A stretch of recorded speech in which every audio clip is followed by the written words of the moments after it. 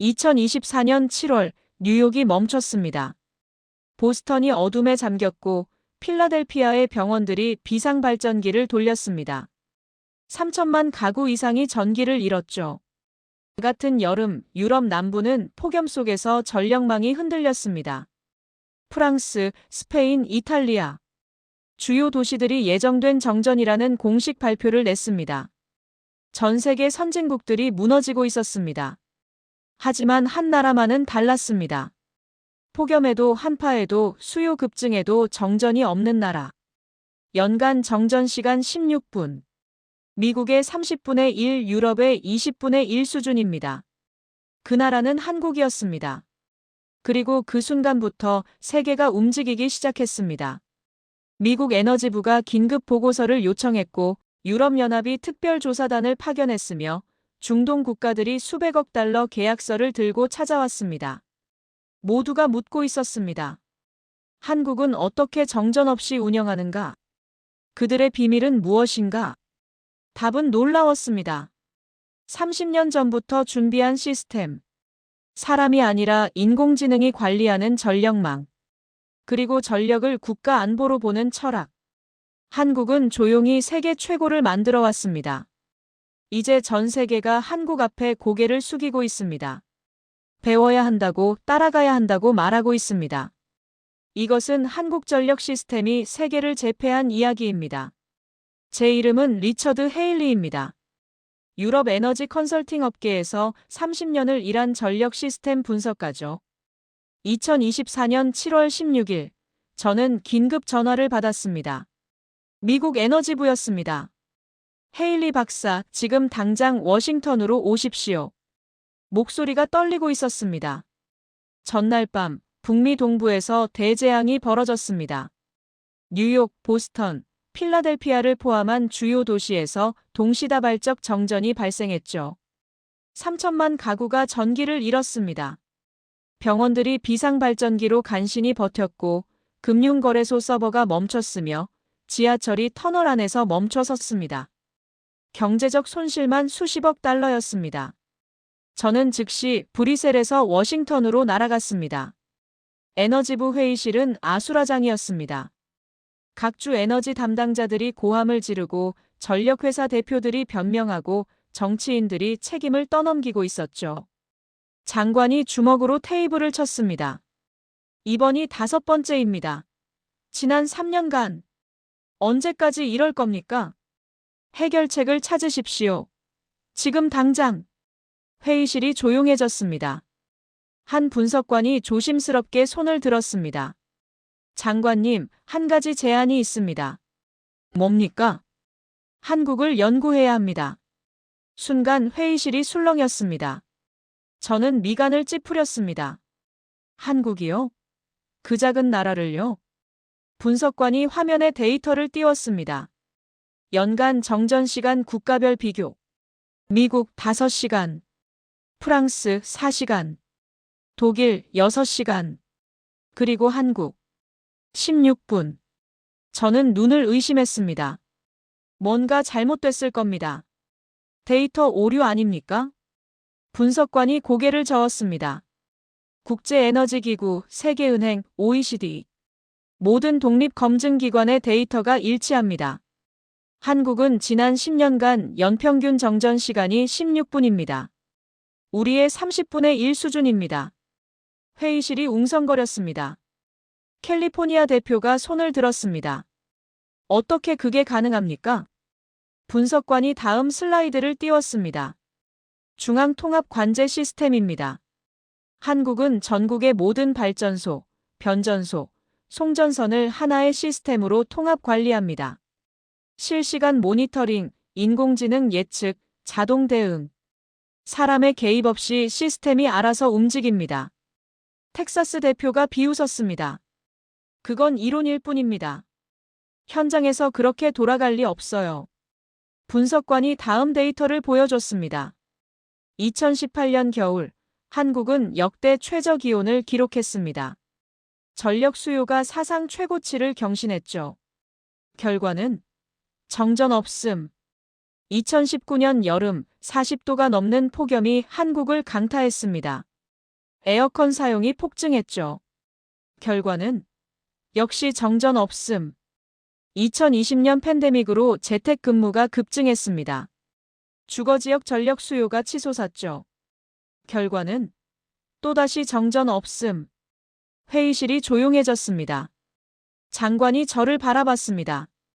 헤일리 박사, 이게 사실입니까? 저는 여전히 회의적이었습니다. 자료만 봐서는 판단할 수 없습니다. 직접 확인해야 합니다. 장관이 고개를 끄덕였습니다. 좋습니다. 한국으로 가십시오. 직접 조사하고 보고서를 올려주십시오. 일주일 뒤 저는 인천공항에 도착했습니다. 솔직히 말하면 저는 한국을 믿지 않았습니다. 1990년대 초 저는 동남아 전력 프로젝트에 참여한 적이 있었습니다. 그때 본 현장은 엉망이었죠. 잦은 정전, 불안정한 전압, 무책임한 운영. 그 경험이 제 안에 편견을 심었습니다. 아시아전력은 믿을 수 없다. 한국도 마찬가지일 거라고 생각했습니다. 데이터는 조작됐거나 현장은 다를 거라고요. 하지만 3일 뒤 제 생각은 완전히 바뀌었습니다. 경기도에 위치한 한국전력 관제센터. 그곳에서 본 광경은 제 30년 경력을 완전히 뒤엎었습니다. 거대한 스크린이 벽 전체를 덮고 있었습니다. 한국 전체 지도 위에 실시간 데이터가 흐르고 있었죠. 발전소 313개, 변전소 6,900여 개, 송전선 3만 킬로미터. 모든 것이 초 단위로 모니터링되고 있었습니다. 안내를 맡은 김 부장이 설명했습니다. 여기서 대한민국 전체의 전력을 관리합니다. 0.2초마다 데이터가 갱신됩니다. 이상 징후가 감지되면 3초 안에 시스템이 자동 대응합니다. 저는 믿을 수 없었습니다. 자동으로요? 사람의 승인도 없이? 김 부장이 고개를 끄덕였습니다. 경미한 경우는 완전 자동입니다. 시스템이 사람보다 빠르고 정확하니까요. 중대한 경우만 관제사가 개입합니다. 그때 갑자기 경보음이 울렸습니다. 화면 한 구석이 노란색으로 바뀌었습니다. 부산 지역 변전소 이상 감지. 저는 몸을 앞으로 기울였습니다. 드디어 실전을 볼 기회였습니다. 관제사들이 움직였지만 서두르지 않았습니다. 침착하게 화면을 확인했죠. 그리고 놀랍게도 시스템은 이미 대응하고 있었습니다. 자동으로 예비 전력이 투입됐고 부하가 재분배됐습니다. 정확히 2분 4초 뒤 노란색이 다시 녹색으로 바뀌었습니다. 문제 해결. 김 부장이 저를 보며 말했습니다. 이게 우리의 일상입니다, 박사님. 하루에도 수십 건씩 처리합니다. 그런데 국민들은 모릅니다. 정전이 없으니까요. 저는 할 말을 잃었습니다. 이건 단순한 기술이 아니었습니다. 완전히 다른 차원이었습니다. 다음 날, 저는 더 충격적인 사실을 알게 됐습니다. 한국은 이 시스템을 30년 전부터 준비해왔다는 것이었죠. 한국전력 본사 회의실에서 백 사장이 설명했습니다. 1970년대, 우리는 선택의 기로에 섰습니다. 당시 세계 대부분 국가들은 지역별 분산 관리를 했습니다. 각 지역이 자기 전력망을 알아서 운영하는 방식이었죠. 하지만 우리는 달랐습니다. 중앙 통합 관리를 선택했습니다. 저는 물었습니다. 왜 그런 선택을 했습니까? 당시로서는 파격적이었을 텐데요. 백 사장이 창밖을 바라봤습니다. 우리는 전쟁을 겪었습니다. 분단 국가였고 자원도 없었으며 국토도 작았습니다. 효율성이 곧 생존이었죠. 전력이 멈춘다는 건 국가가 멈춘다는 뜻이었습니다. 그래서 우리는 처음부터 다르게 설계했습니다. 멈추지 않는 시스템을요. 그가 자료를 펼쳤습니다. 1973년 중앙급전 시스템 구축 시작. 1985년 실시간 모니터링 도입. 1992년 전국 통합 네트워크 완성. 2003년 스마트 그리드 시범 사업. 2015년 인공지능 예측 시스템 도입. 2022년 완전 자동화 달성. 50년에 걸친 진화였습니다. 저는 감탄했습니다. 이건 단기 프로젝트가 아니었습니다. 국가 100년 대계였죠. 백 사장이 말을 이었습니다. 물론 실패도 있었습니다. 2011년 9월 15일 대규모 순환정전이 발생했습니다. 저는 그 사건을 기억했습니다. 국제뉴스에도 나왔었죠. 백 사장의 표정이 굳어졌습니다. 그날이 우리의 전환점이었습니다. 우리는 시스템을 완전히 재설계했습니다. 예비 전력을 2배로 늘렸고 예측 모델을 고도화했으며 자동 대응을 강화했습니다. 그 이후로 13년간 대규모 정전은 단 한 번도 없었습니다. 저는 노트에 메모했습니다. 실패에서 배우고 더 강해진 시스템. 오후에는 고리 원자력 발전소를 방문했습니다. 발전소장 이상무가 관제실을 안내했습니다. 우리 발전소는 중앙관제센터와 실시간으로 연동됩니다. 출력 조절 지시가 내려오면 10분 안에 대응합니다. 저는 놀랐습니다. 원자력 발전소가 출력을 조절한다고요? 대부분 국가에서 원자력은 기저전력입니다. 출력을 자주 바꾸지 않죠. 이 상무가 미소 지었습니다. 우리는 다릅니다. 필요에 따라 50%에서 100% 사이로 출력을 조절합니다. 화력, 수력, 태양광, 풍력. 모든 발전원이 하나의 시스템으로 움직입니다. 마치 오케스트라처럼요.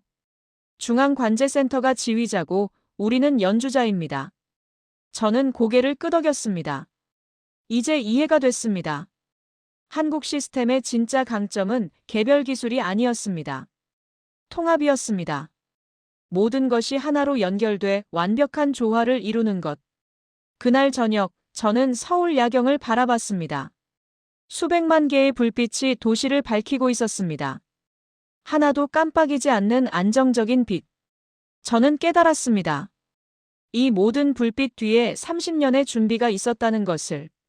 수천 명의 엔지니어가 밤낮으로 일했고 수조 원이 투자됐으며 수만 번의 개선이 이루어졌다는 것을. 한국은 조용히 세계 최고를 만들어 왔습니다. 그리고 저는 그제야 그것을 발견한 것이었습니다. 다음 날, 저는 제주도 해상풍력단지를 방문했습니다. 바다 위에 거대한 풍력 터빈 수십 기가 서 있었습니다. 담당 엔지니어가 설명했습니다. 재생에너지는 불안정합니다. 바람이 불다 말다 하고 태양이 뜨다 지니까요. 하지만 우리는 그 불안정성을 예측합니다. 인공지능이 기상 데이터를 분석해서 일주일 전부터 발전량을 예측하죠. 그리고 중앙 시스템이 다른 발전원과 조율합니다. 바람이 약하면 화력을 늘리고 바람이 강하면 화력을 줄입니다. 자동으로요. 저는 감탄했습니다. 재생에너지 때문에 전력망이 불안정해진다는 게 세계적 상식이었습니다. 하지만 한국은 그 상식을 깨뜨렸습니다. 시스템으로 불안정성을 관리한 것이었죠. 일주일간의 조사를 마치고 저는 최종 면담을 위해 백 사장을 다시 만났습니다. 박사님, 솔직한 평가를 듣고 싶습니다. 저는 잠시 망설였습니다. 그리고 솔직하게 답했습니다. 사장님, 저는 한국을 완전히 오해하고 있었습니다. 한국이 서구 기술을 따라온다고 생각했죠. 하지만 틀렸습니다. 한국은 이미 앞서가고 있었습니다. 제가 본 그 어떤 시스템보다도요. 백 사장이 미소 지었습니다. 감사합니다. 하지만 우리는 자랑하려고 이걸 만든 게 아닙니다. 우리 국민을 위해 만들었습니다. 정전 없는 나라. 그게 우리의 목표였고 이제 달성했습니다. 저는 고개를 끄덕였습니다. 그리고 깨달았습니다. 한국의 진짜 강점은 기술이 아니라 철학이라는 것을. 국민을 위한 책임감. 그게 한국을 여기까지 이끌었다는 것을. 미국으로 돌아온 저는 즉시 보고서 작성에 들어갔습니다. 제목은 한국전력 시스템, 세계 최고 수준의 안정성과 효율성이었습니다. 첫 페이지에 저는 이렇게 적었습니다. 한국의 전력 시스템은 현존하는 가장 우수한 시스템이다. 이는 단순한 기술의 차이가 아니라 국가 철학의 차이다. 보고서는 즉시 고위층으로 올라갔습니다. 일주일 뒤 워싱턴 긴급회의가 소집됐습니다. 에너지부 장관이 보고서를 흔들며 물었습니다. 박사, 이게 정말입니까? 한국이 우리보다 30배 안정적이라고요? 저는 고개를 끄덕였습니다. 네, 장관님. 제가 직접 확인했습니다. 연간 정전 16분, 시스템 오류율 0.003%. 이건 조작이 아닙니다. 사실입니다. 회의실이 술렁였습니다. 캘리포니아 주지사가 손을 들었습니다. 우리도 그 시스템을 도입할 수 있습니까? 저는 답했습니다. 기술적으로는 가능합니다. 하지만 쉽지 않습니다. 한국은 30년 넘게 준비해왔습니다. 우리가 그걸 몇 년 안에 따라잡기는 어렵습니다. 텍사스 주지사가 말했습니다. 그럼 한국의 도움을 받으면 되지 않습니까? 저는 고개를 끄덕였습니다. 그게 최선일 것입니다. 기술 이전, 교육, 컨설팅. 모든 것을 한국과 협력해야 합니다. 장관이 결정을 내렸습니다. 좋습니다. 즉시 한국 정부와 접촉하십시오. 그날 이후 일이 빠르게 진행됐습니다. 미국 에너지부와 한국전력공사 간 양해각서 체결. 10억 달러 규모의 기술 협력 프로젝트 시작. 한국 엔지니어들이 미국으로 파견됐고 미국 관계자들이 한국으로 교육받으러 갔습니다. 하지만 미국만이 아니었습니다. 소문은 빠르게 퍼졌습니다. 독일이 움직였습니다. 독일 경제에너지부 장관이 직접 한국을 방문했습니다. 우리는 한국의 시스템을 배우고 싶습니다. 공동 연구 프로젝트를 제안합니다. 프랑스가 뒤따랐습니다. 우리도 한국과 협력하겠습니다. 원자력 강국끼리 기술을 교류합시다. 스페인, 이탈리아, 네덜란드, 유럽 주요국들이 줄을 섰습니다. 모두 같은 말을 했습니다. 한국을 배워야 한다고. 중동의 반응은 더 폭발적이었습니다. 사우디아라비아 에너지부 장관이 서울을 방문했습니다. 우리는 한국 시스템을 전면 도입하겠습니다. 예산은 무제한입니다. 수백억 달러 규모의 계약이 체결됐습니다. 한국 시스템 완전 이전 프로젝트. 아랍에미리트도 같은 결정을 내렸습니다. 카타르, 쿠웨이트, 오만.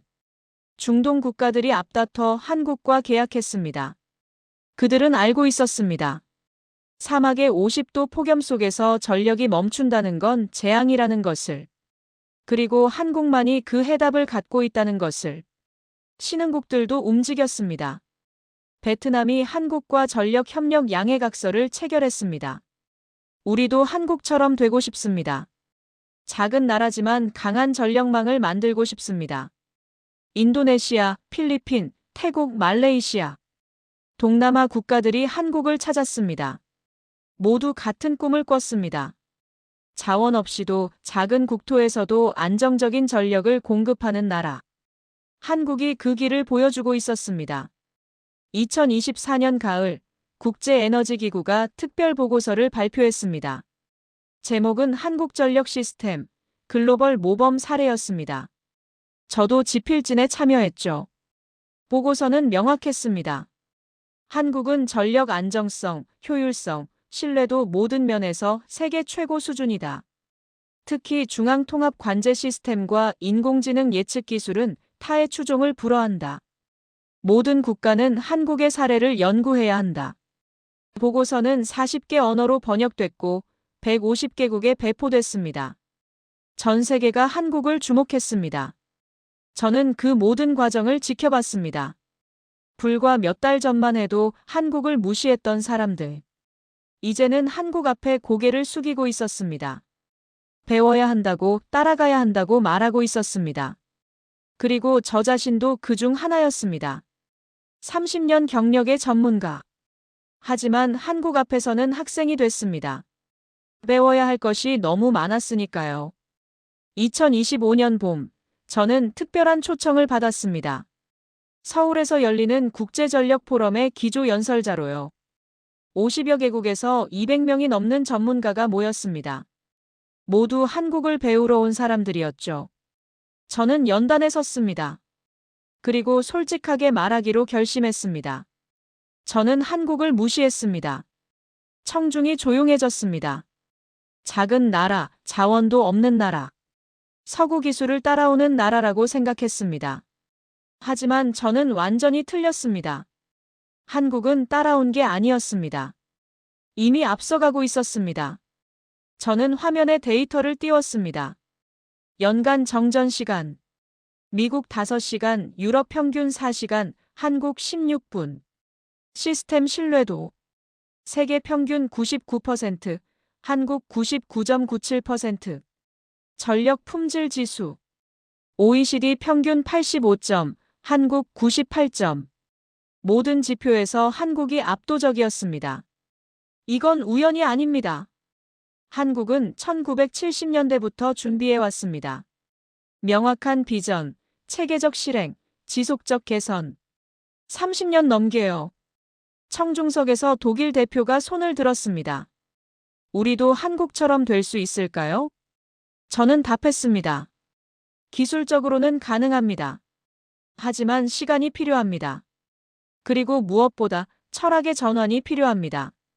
전력을 단순한 상품으로 볼 것인가, 국가 안보로 볼 것인가, 단기 이익을 추구할 것인가, 장기 안정을 추구할 것인가. 한국은 모든 선택의 순간에 안정을 택했습니다. 그게 오늘날의 한국을 만들었습니다.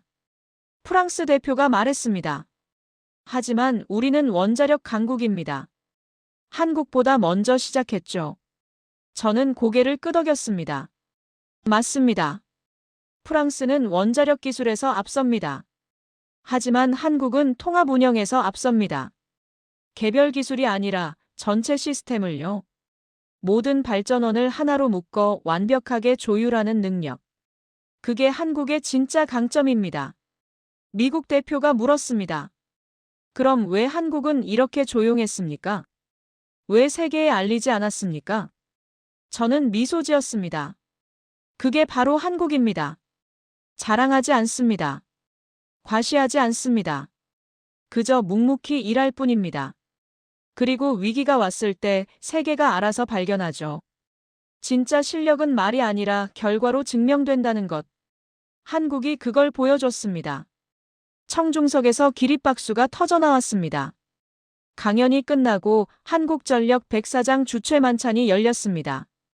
각국 대표들이 한국의 경험을 듣고 싶어 했죠. 백사장이 말했습니다. 여러분, 저희는 완벽하지 않습니다. 여전히 개선할 부분이 많습니다. 재생에너지 통합, 분산 전원 관리, 수요 반응 시스템. 아직 갈 길이 멉니다. 하지만 한 가지는 확실합니다. 우리는 멈추지 않을 것입니다. 사우디 대표가 말했습니다. 바로 그 점이 우리가 한국을 선택한 이유입니다. 완벽해서가 아니라 끊임없이 발전하기 때문입니다. 만족하지 않고 계속 나아가는 자세. 그게 진짜 리더의 모습입니다. 참석자들이 박수를 보냈습니다. 저는 그 광경을 보며 감동했습니다. 겸손함 속의 자신감. 과거에 안주하지 않는 자세. 그게 한국을 세계 최고로 만든 비결이었습니다. 만찬이 끝나고 저는 한강을 따라 걸었습니다. 다리 위의 조명들이 강물에 반사됐습니다. 도시 전체가 빛으로 가득했습니다. 하나도 깜빡이지 않는 안정적인 빛. 저는 생각했습니다. 이 모든 불빛 뒤에 얼마나 많은 노력이 있었을까? 수천 명의 엔지니어가 밤낮으로 일했고 수조 원이 투자됐으며 수만 번의 개선이 이루어졌을 것입니다. 한국은 조용히 일했습니다. 자랑하지 않았습니다. 하지만 결과는 스스로 말하고 있었습니다. 세계 최고라고. 2025년 여름, 저는 한국에 대한 책을 쓰기로 결심했습니다. 은퇴를 앞둔 시점에서 제 커리어의 마지막 작업이었죠. 책 제목은 불이 꺼지지 않는 나라로 정했습니다. 집필을 시작하며 저는 다시 한국을 방문했습니다.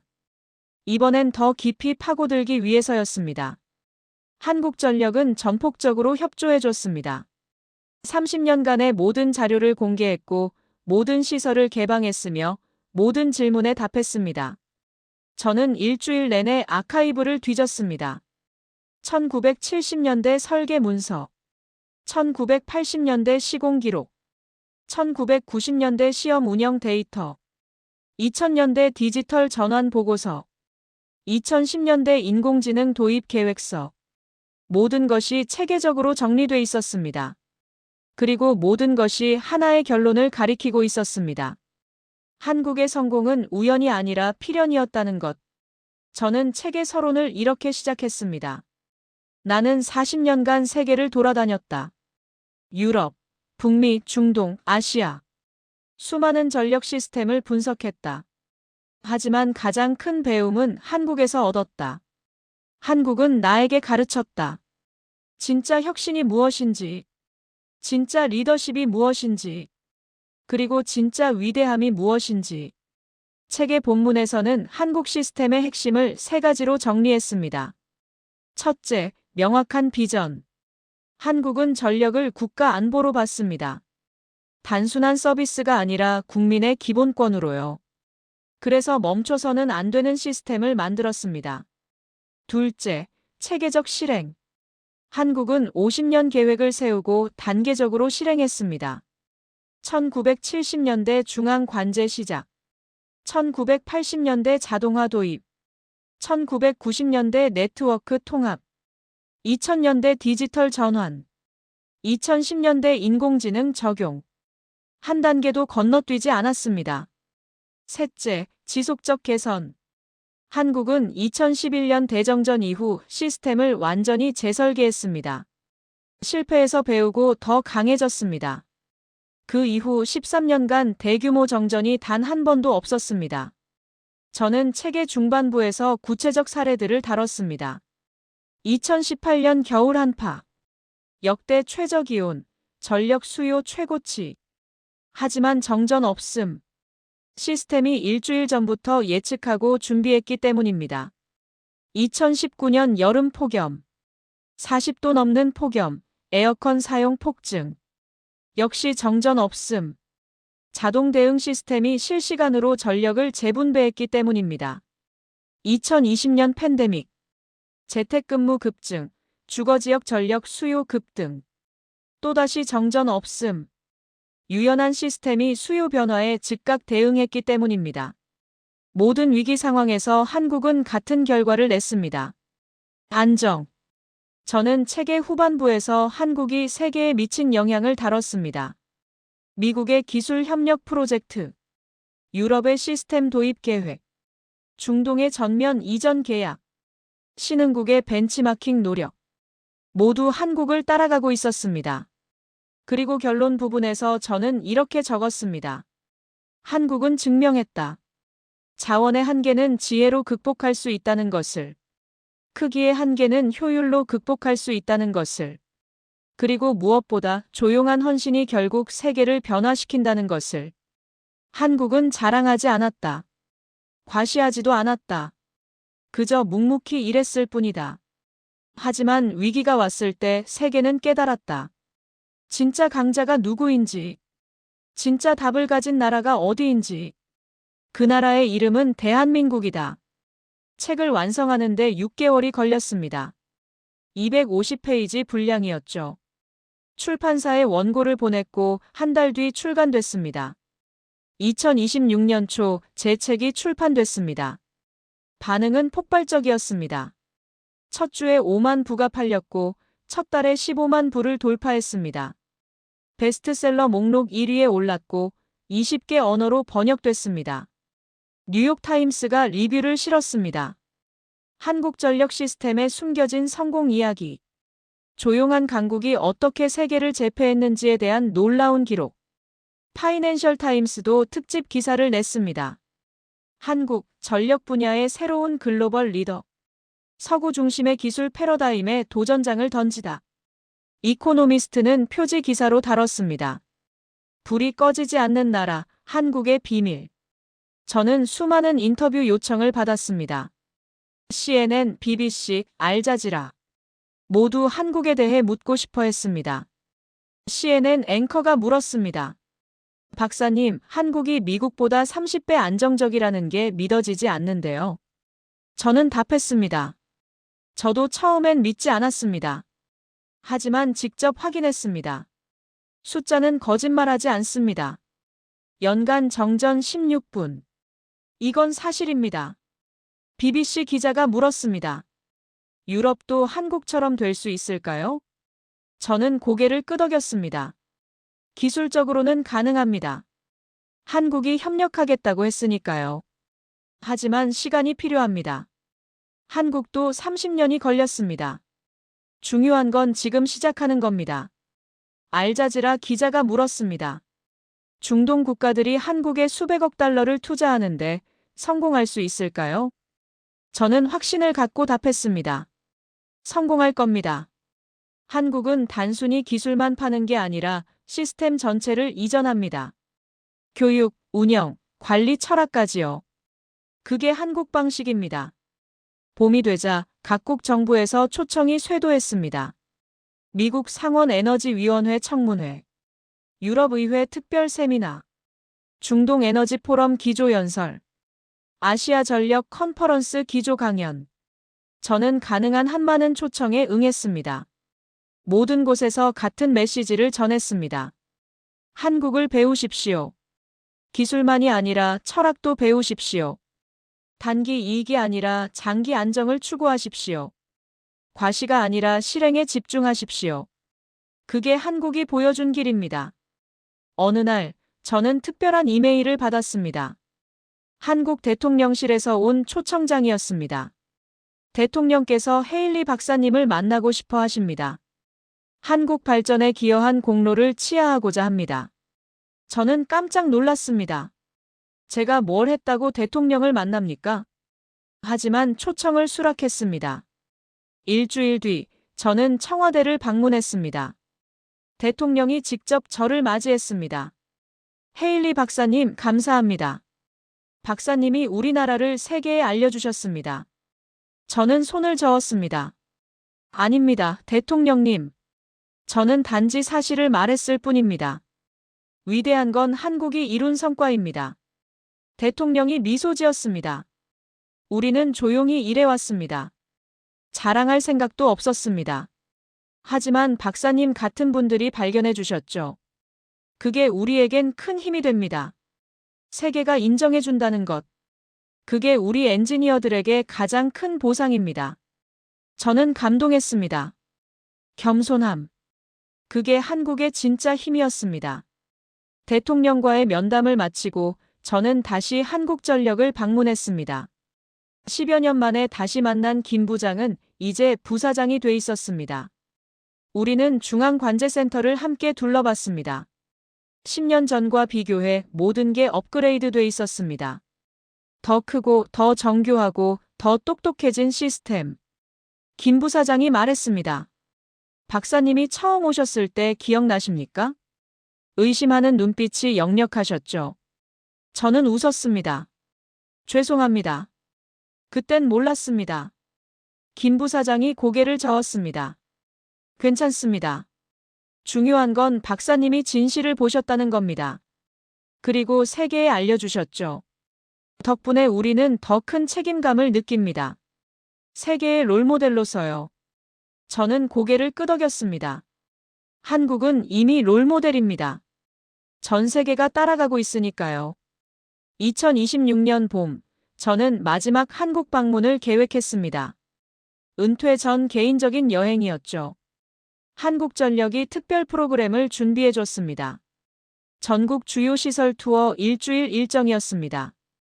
저는 먼저 제주도 해상풍력 단지를 방문했습니다. 바다 위에 거대한 풍력 터빈들이 서 있었습니다. 모두 중앙 시스템과 연결돼 실시간으로 전력을 공급하고 있었죠.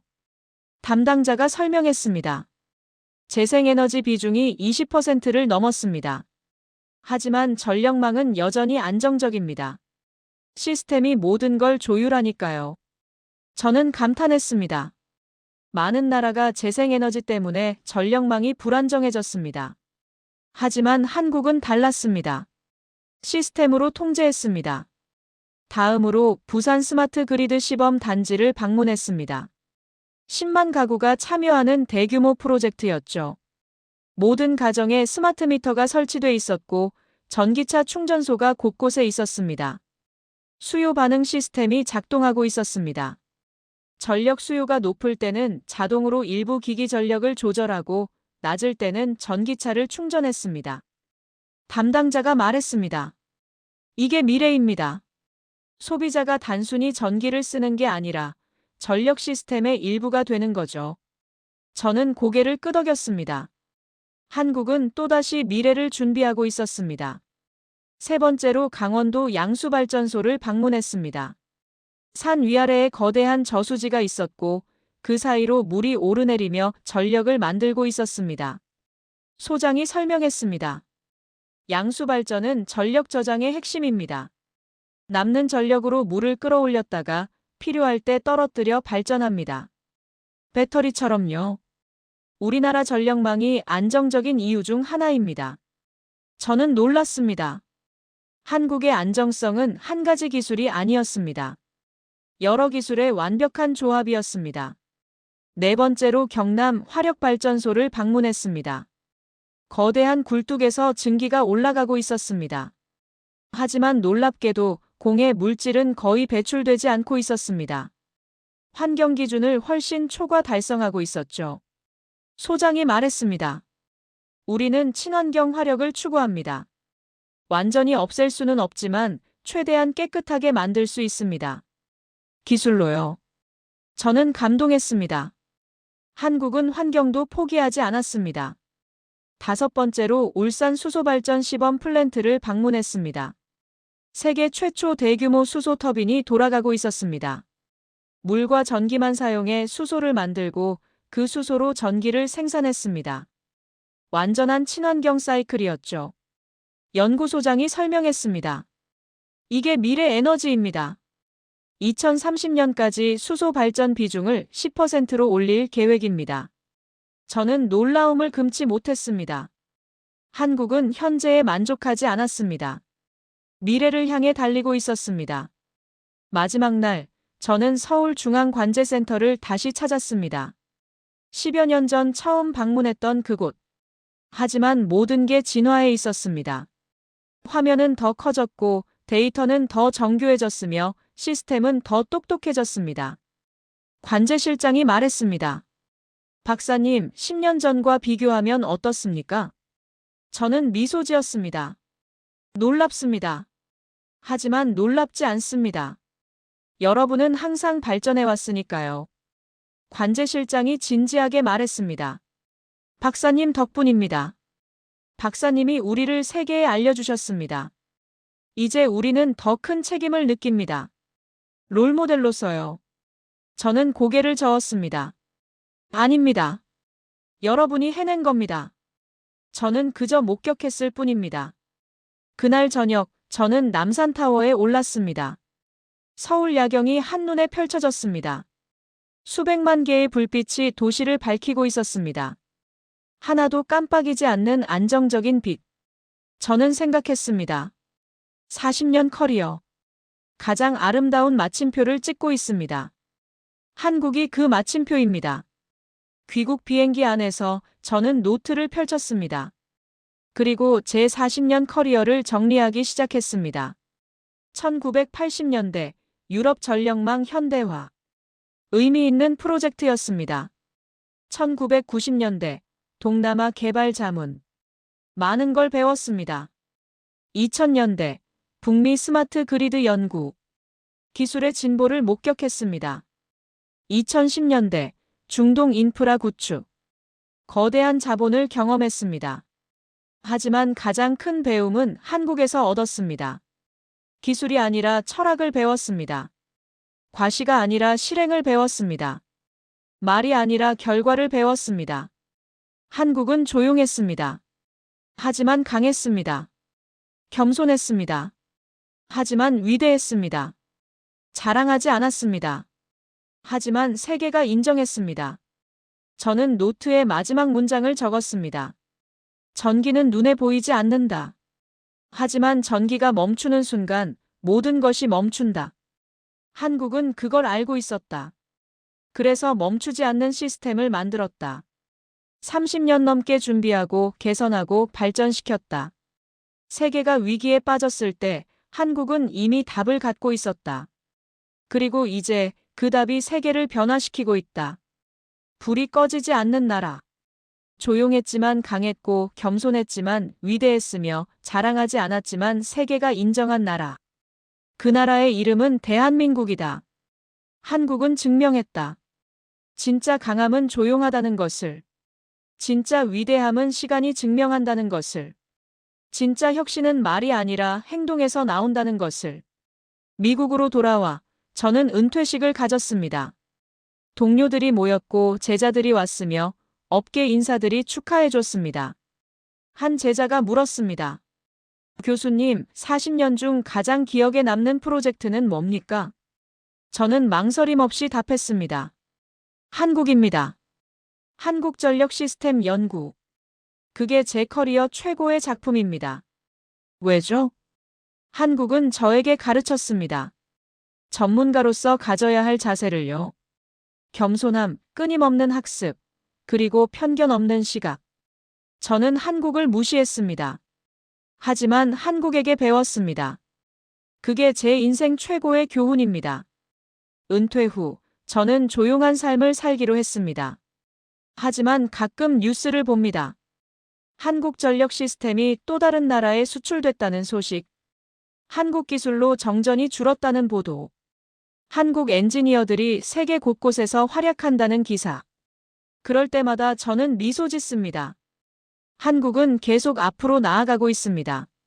조용히, 그러나 확실하게. 어느 겨울밤, 저는 창밖을 바라봤습니다. 뉴욕의 불빛이 반짝이고 있었습니다. 하지만 저는 알고 있습니다. 언제 꺼질지 모른다는 것을. 그리고 지구 반대편 한국에서는 불빛이 결코 꺼지지 않는다는 것을. 30년 준비의 결과. 수천 명 헌신의 결실. 한 나라의 철학이 만든 기적. 저는 노트를 덮었습니다. 그리고 마지막으로 생각했습니다. 감사합니다, 한국. 당신들이 보여준 길 위에서 세계는 새로운 희망을 찾고 있습니다. 조용한 강국. 겸손한 리더. 증명된 실력. 대한민국. 세계는 이제 압니다. 진정한 위대함은 소리 없이 온다는 것을. 그리고 그 위대함의 이름은 한국이라는 것을. 이제까지 감동의 대륙이었습니다. 구독과 좋아요가 큰 힘이 됩니다.